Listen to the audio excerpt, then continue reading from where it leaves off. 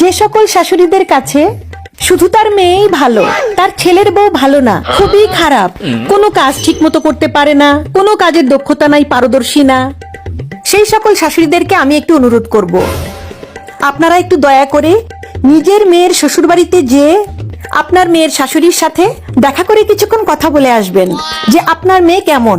তাহলেই আপনি বুঝে যাবেন আপনার মেয়ে কতটা দক্ষ, কতটা পারদর্শী, কতটা কাবিল, আর কতটা গুণবতী।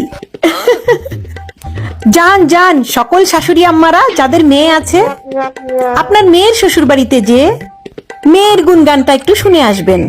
আপনি নিজে নিজে বললে তো হবে না, শ্বশুরবাড়ির লোকজন যখন বলবে সে গুণবতী, তখনই সে গুণবতী। কি ঠিক বলেছি না?